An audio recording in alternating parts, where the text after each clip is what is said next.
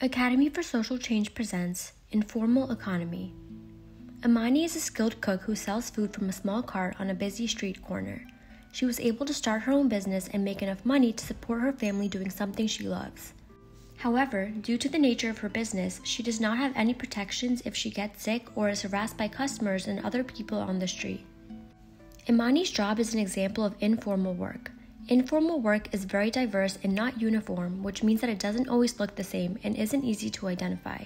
While not everyone who works as a street vendor or creates products at home is necessarily participating in the informal economy, these tend to be the most common forms of informal work. The informal economy consists of individuals or their employers who engage in activities that generate income that is not taxed or registered by the government. As a result, the government does not provide social protections to those in the informal economy. The informal economy has existed ever since people have been trading goods and providing services in exchange for some form of payment, which means that its origins cannot be traced to a certain time period. However, the term itself was coined in 1971 by a British anthropologist named Keith Hart when he was studying economic activities in Ghana. He noted the creativity and resilience of the workers in the informal economy, but many in the international development community thought that with increased industrialization and capitalist growth, the informal economy would not survive. However, the informal economy has actually expanded in many countries over time. Some of the oldest forms of this kind of work are home-based producers, street vendors, and waste pickers, with the last category being dominant in the global south. Other types of work in the informal economy include childcare, domestic work, and day labor.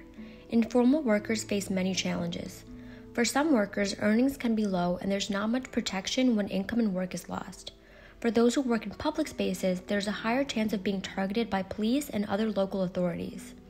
There is sometimes stigma, particularly in countries in the global north, where the informal economy is stigmatized as illegal or considered to be the black market. Although some people see this work as unethical, many workers' rights activists posit that this generalization is unfair, given that many informal sector employees contribute greatly to their communities. Some economists view the informal economy in a positive light, noting that it is a source of livelihood for the poor or for those who do not receive opportunities for income through the formal job market. They also emphasize that much of the economic activity in the global south is based on informal work. The informal economy also allows women in many countries to earn their own income, as women make up at least 70% of informal entrepreneurs. In addition to that, anywhere between 60 to 80% of food production globally is made in the informal economy. Despite some economists crediting informal work and its contribution to people's well-being, others focus on the challenges that come with informality. They point out that many who work in the informal economy face human rights abuses, especially those working under employers who do not follow government guidelines for payments and work benefits. These economists also argue that without formalization, equity can be hard to achieve.